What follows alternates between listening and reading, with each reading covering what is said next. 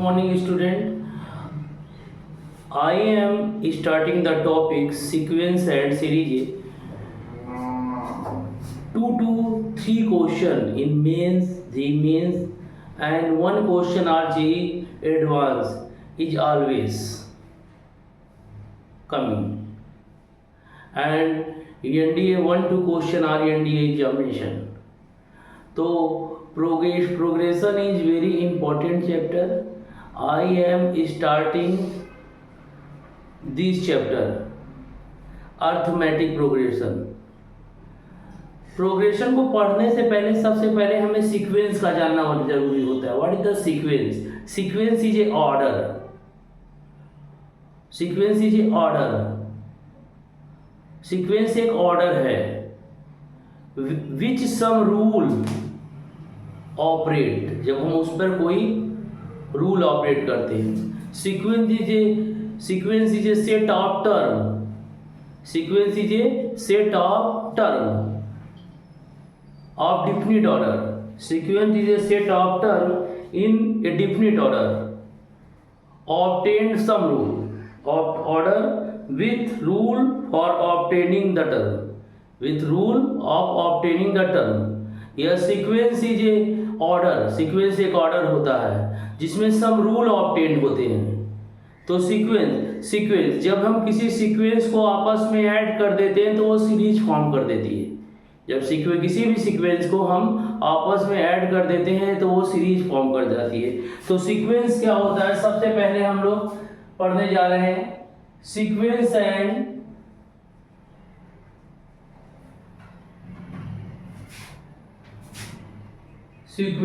And serieses या progression भी इसको कहते हैं. तो सबसे पहले हम लोग सीक्वेंस बात करते हैं कि व्हाट इज द सीक्वेंस. देखिए अभी हमने इसकी डिफिनेशन बताने से पहले बताया कि sequence is a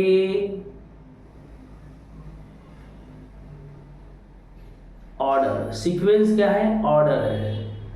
obtained sum rule, जिस पर क्या होता है, सम रूल ऑब्टेन्ड होता है. या sequence is a set of definite order. Sequence क्या है? सेट ऑफ डिफिनिट ऑर्डर है. Is obtain from sum rule, जो क्या करता है, किसी रूल के तहत ऑब्टेन होता है. तो सीक्वेंस जैसे हमने कहा कि 1 है, देखिए 2 आ गया, ये 3 आ गया, ये 4 आ गया. तो देखिए ये एक सीक्वेंस है. इसमें 1 है, फिर 1 में ऐड किया तो 2 आ गया, 2 में 1 ऐड किया तो 3 हो गया, 3 में 1 ऐड किया तो 4 आ गया. ये एक सीक्वेंस है और इसमें एक रूल ऑब्टेन हो रहा है कि ऐड कर रहे हैं डिफिनिट ऑर्डर में. तो इसका nth टर्म कितना हो जाएगा? 4 में तो nth टर्म क्या हो जाएगा? n हो जाएगा. और इसको हम लोग, इस तरह के सीक्वेंस को हम लोग अर्थमेटिक सीक्वेंस बोलते हैं. क्या बोलते हैं? अर्थमेटिक सीक्वेंस बोलते हैं. अर्थमेटिक सीक्वेंस बोलते हैं. अगर मान लीजिए ये हमारा 1 है, फिर 0 आ जाए, मतलब फिर -1 आ जाए, -2 आ जाए, तो ये इस तरह का सीक्वेंस आ जाएगा. तो ये भी कैसा है? देखिए एक डिफिनिट नंबर इसमें सब्ट्रैक्ट किया जा रहा है 1. तो ये भी हमारा क्या है? एक सीक्वेंस है. इसे बोलेंगे अर्थमेटिक सीक्वेंस. देखिए यहाँ पर देखिए हमने 1 किया, 1 के बाद हमने 2 कर दिया, 2 के बाद हमने 4 कर दिया, 4 के बाद हमने 8 कर दिया, 8 के बाद 16 कर दिया. ठीक है. और उसके बाद हमने कर दिया 2 की पावर n टर्म, इसका हो जाएगा 2 की पावर n-1. तो जब किसी सीक्वेंस में किसी डिफिनिट नंबर से मल्टीप्लाई करते हैं तो इस तरह के सीक्वेंस को हम लोग ज्योमेट्रिकल सीक्वेंस बोलते हैं. क्या बोलते हैं?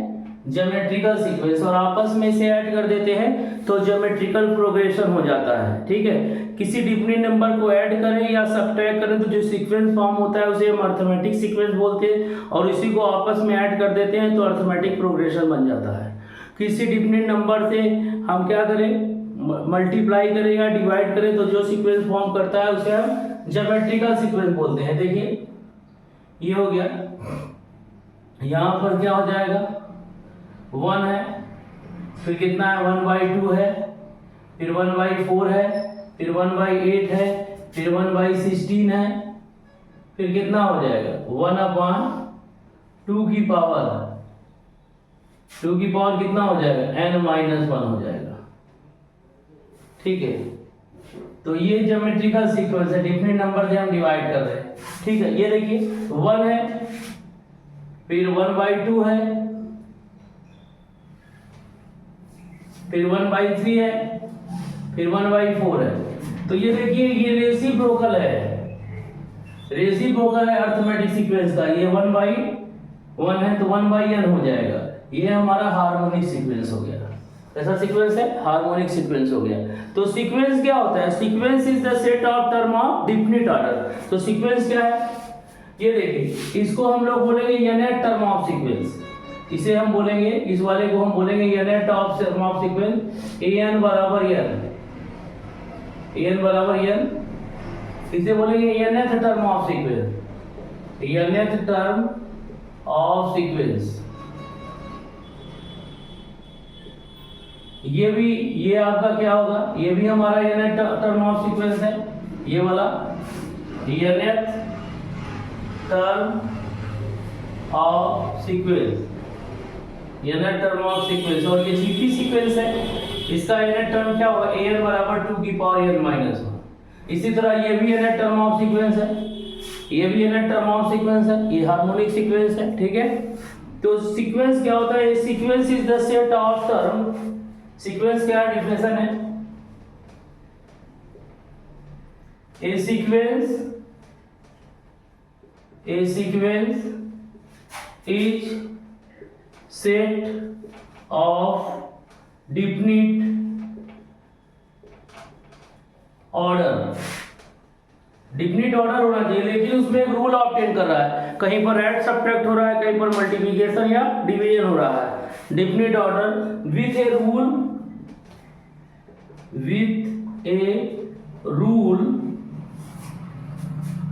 for obtaining, with a rule for obtaining terms। इसको आप नोट डाउन कर लीजिए, क्योंकि हमें स्पेस चाहिए। अब यहां देखिए, अगर हम लोग अब बात करते हैं अर्थमेटिक प्रोग्रेशन की, कि अर्थमेटिक प्रोग्रेशन क्या होता है या अर्थमेटिक सीरीज क्या होती है।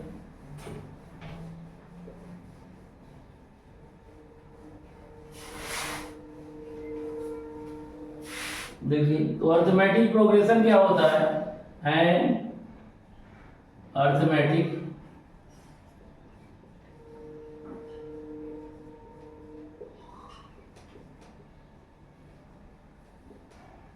प्रोग्रेशन, या इसी को सीरीज भी बोलते हैं, और शॉर्टकट में इसको एपी बोलते हैं।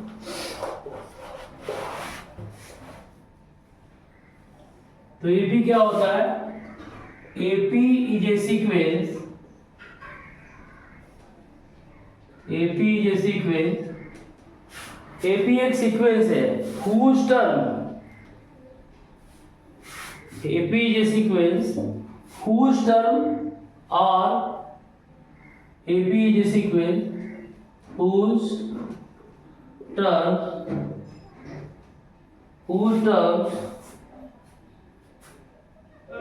increases or decreases, whose term increase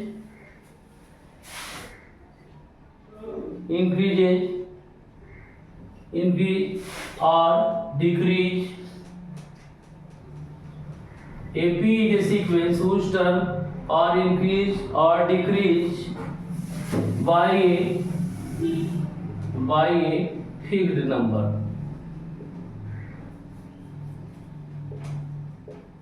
AP is a sequence whose term increase or decrease by a fixed number। The fixed number, AP is a sequence whose term increase or decrease by a fixed number। The fixed number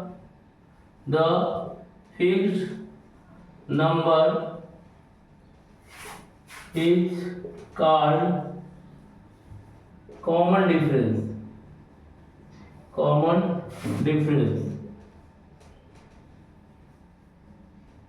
denoted by denoted by D. ये भी कह सकते हैं a sequence adding and subtracting a different number form a series is known as arithmetic progression. ठीक है, ये भी कह सकते हैं ए सीरीज या a sequence adding and subtracting a different number form a series is known as a arithmetic progression. ठीक है, the difference between two term is constant. The difference between two terms is constant.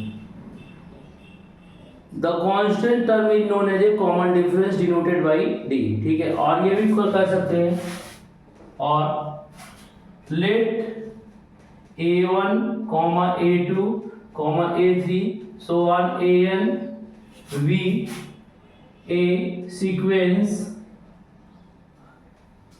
or in AP if an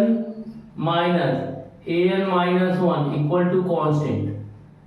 क्या आ जाए, constant आ जाए, और इस constant को क्या बोलते हैं, डी। डी का मतलब कॉमन डिफरेंस। कॉमन डिफरेंस, इस कॉमन डिफरेंस को इस तरह भी कर सकते हैं कि D equal to A2 minus A1 होगा equal to A3 minus A2 होगा। देखिए मतलब कॉमन डिफरेंस हमेशा कांस्टेंट होगा। ठीक है, तो नोट कर लीजिए इसको। यहां देखें आप लोग,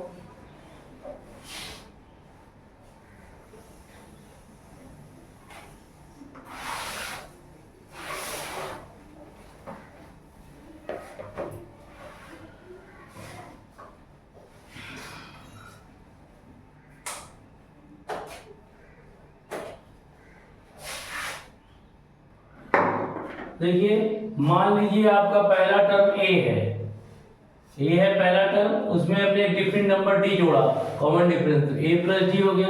फिर डी जोड़ा तो कितना हो गया, ए प्लस 2d हो गया, और फिर जोड़ा तो ए प्लस 3d हो गया। तो यहां पर फर्स्ट टर्म क्या है, फर्स्ट टर्म सीक्वेंस का क्या है,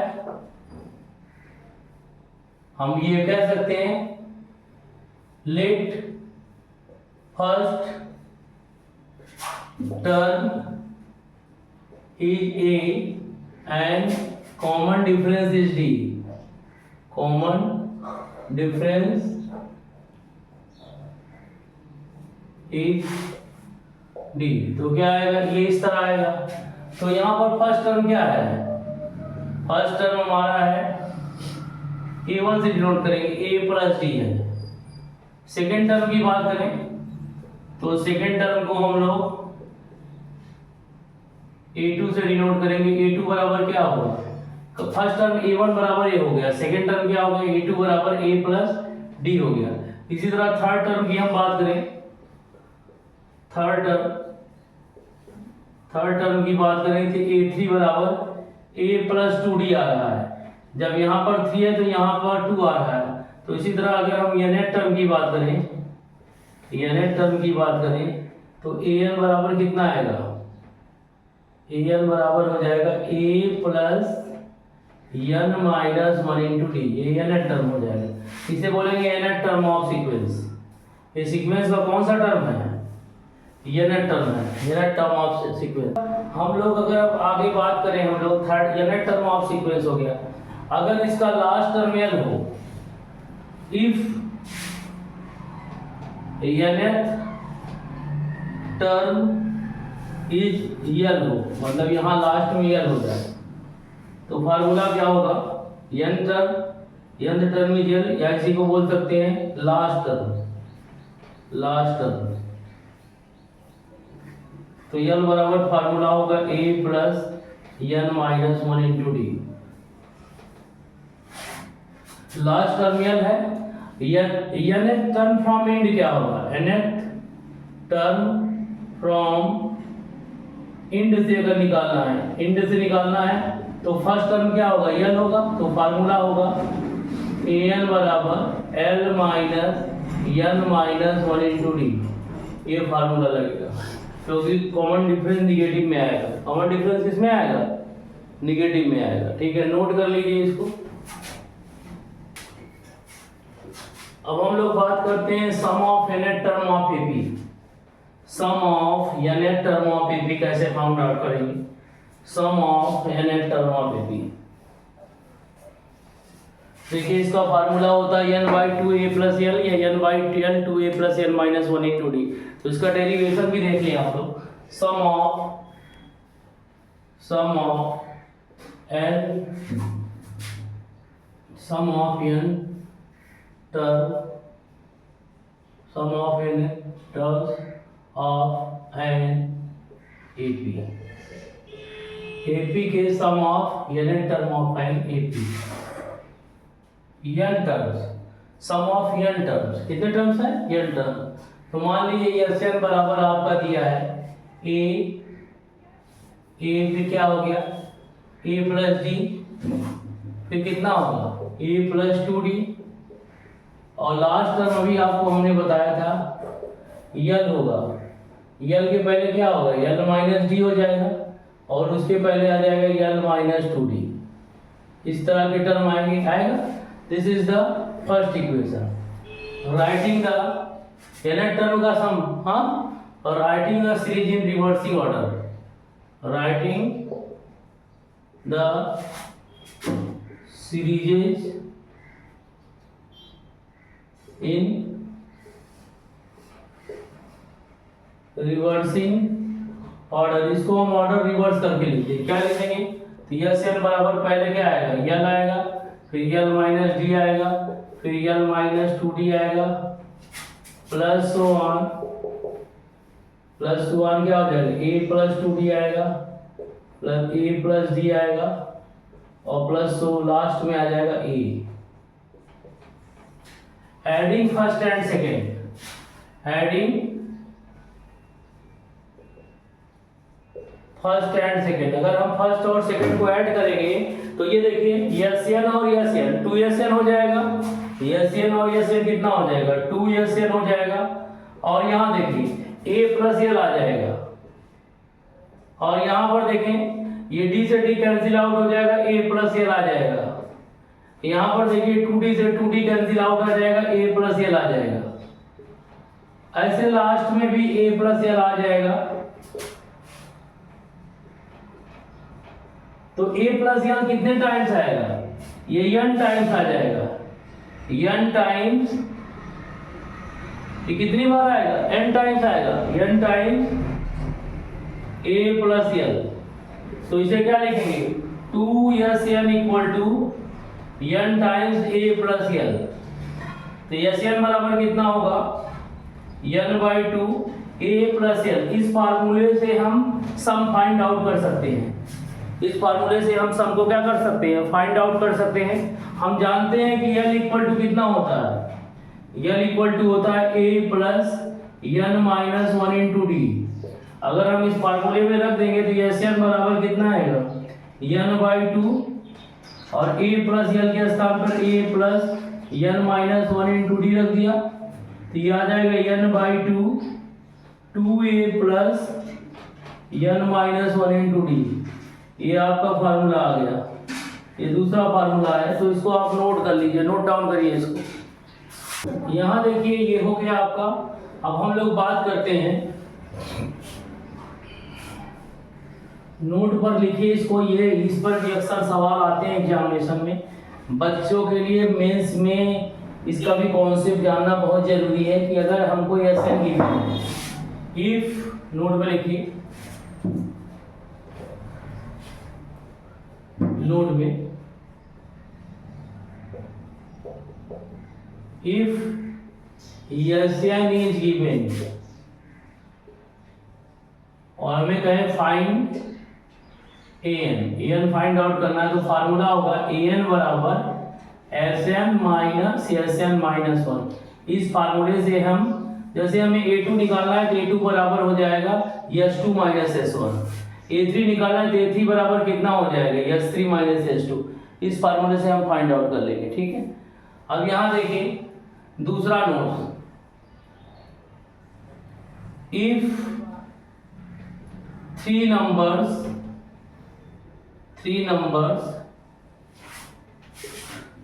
taken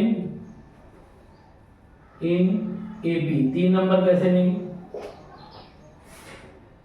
3 number A minus D लेंगे, ए लेंगे और ए प्लस डी लेंगे।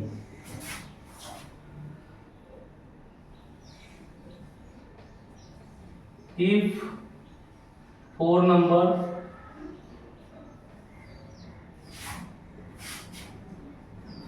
taken are in AP, अगर 4 नंबर AP में लेना है तो क्या लेंगे? 2 का डिफरेंस रहेगा, a minus 3d, a minus d,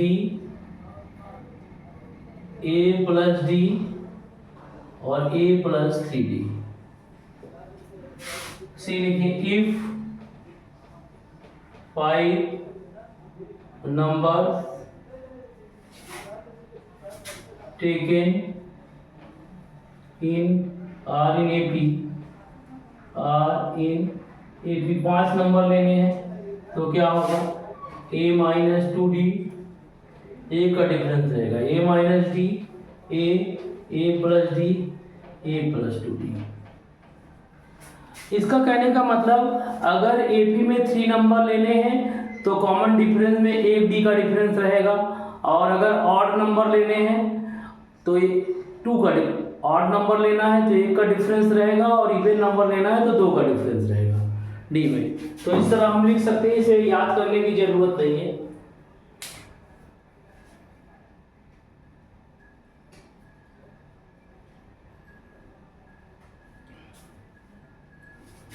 अब आगे देखें हम लोग, ये बड़ा इंपॉर्टेंट कॉन्सेप्ट है, to find out arithmetic mean between A and B.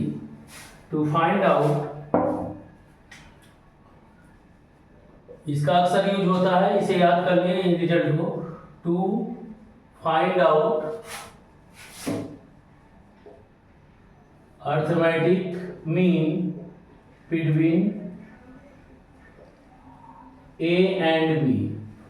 तो हमने मान लिया लेट, ये आर्टिकल है, let A B arithmetic mean between A and B. एक अर्थमेटिक मीन है बिटवीन ए एंड बी, तो क्या होगा? अर्थमेटिक ए और बी के, therefore a b are in AP। तो जब AP में होंगे तो सेकंड टर्म से हम फर्स्ट टर्म को घटाएं या थर्ड टर्म से सेकंड कॉमन डिफरेंस क्या होगा? सेम होगा, तो a minus a equal to b minus a होगा। तो यहां से कितना आ जाएगा? 2a बराबर a प्लस बी आ जाएगा। तो ये बराबर क्या हो गया? तो अगर हमें 2 नंबर के बीच में अर्थमेटिक मीन निकालना है तो फार्मूला हो गया a प्लस बी बाई 2, ठीक है। तो इसे अर्थमेटिक मीन भी बोलते हैं, इसे याद रखिएगा। a का मतलब अर्थमेटिक मीन है a प्लस बी बाई 2। इसको हमेशा याद रखिए कि 2 नंबर के बीच का अर्थमेटिक मीन ये होता है, स्टार पॉइंट में लिख लीजिए। अगर 3 नंबर होता उनके अर्थमेटिक मीन निकालना तो क्या होता? a plus D plus C by 3 आ जाता, ठीक है। नोट कर लीजिए।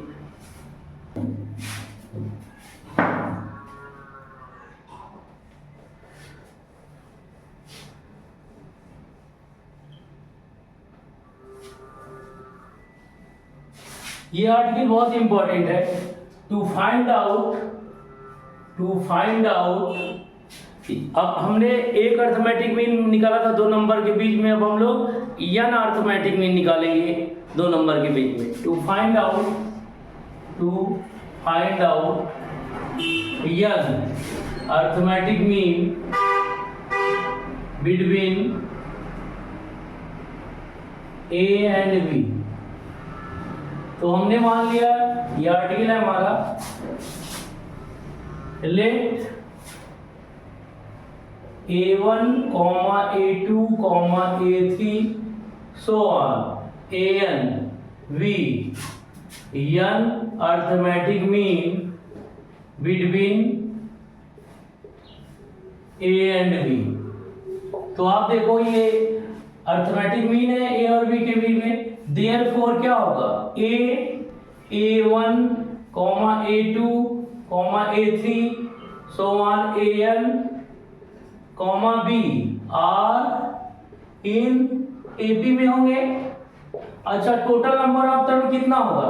ये यहां से यहां तक n टर्म है और 2 टर्म ये हो गए, तो टोटल नंबर ऑफ टर्म क्या होगा? n+2 होगा। तो टोटल नंबर देखिए यहां से यहां n टर्म हो गया और 2 ये हो गया, तो n+2 हो गया। तो टोटल नंबर ऑफ टर्म्स कितने हो गए? टोटल नंबर ऑफ टर्म्स कितने हो गए? n+2 हो गया। और n+2 ये टर्म क्या होगा? ये पहला टर्म है, A1 क्या है? सेकंड टर्म है। ये n+2 ये टर्म क्या है? B है, क्योंकि ये पहला टर्म है A1, दूसरा है A3, A2 तीसरा टर्म है, AN n+1वां टर्म है। तो n+2 टर्म क्या होगा? B होगा। तो n+2 टर्म क्या होगा? n+2 term equal to B। और n टर्म का फार्मूला अभी हमने आपको बताया था, an बराबर a plus n minus 1 into D, ये होता है। तो यहाँ पर देखिए, यहाँ पहला टर्म क्या है? a है, plus total number of term क्या है? यहाँ पर देखिए n टर्म होता है तो n माइनस 1 होता है, तो n+2 टर्म में क्या होगा? n+2 माइनस 1 इंटू डी बराबर b। डाउट है? तो यहाँ से कितना आ जाएगा? a plus n+1 into D बराबर b। तो यहाँ से कितना आ जाएगा? n+1 इंटू डी बराबर कितना आ जाएगा? b माइनस ए। तो d बराबर कितना आ जाएगा? d बराबर आ जाएगा b माइनस ए अपान n+1 आ जाएगा आपका। अब अगर हमको a निकालना है, a1, तो a1 बराबर कितना होगा? अभी हमने बताया a प्लस डी हो जाएगा, a प्लस डी हो जाएगा, तो a प्लस डी हो जाएगा। तो a प्लस डी का मतलब a plus b minus A upon n+1। दूसरा अगर a2 निकालेंगे तो a2 बराबर a प्लस 2d आ जाएगा, तो यह आ जाएगा a plus 2b minus A upon n+1। इसी तरह अगर हमें an निकालेंगे तो n बराबर क्या होगा? a प्लस nd हो जाएगा, और ये हो जाएगा a plus nb minus A upon n+1। Note कर लीजिए बेटा, इसको आप सब नोट कर लीजिए पहले।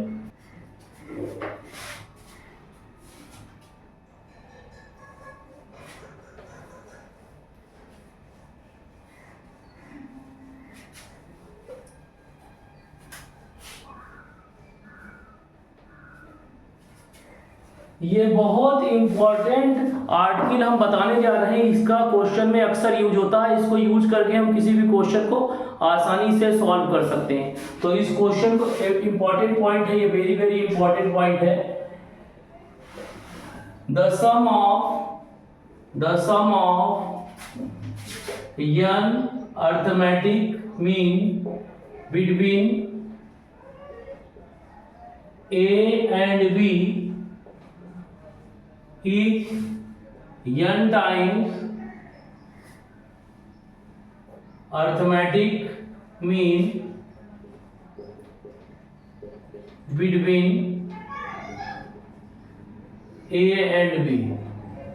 मतलब sum of n arithmetic mean, इसका मतलब कहने का मतलब है कि स्टार्ट पॉइंट में that is a1 plus a2 plus a3 sum of n arithmetic mean an equal to n times a plus b/2।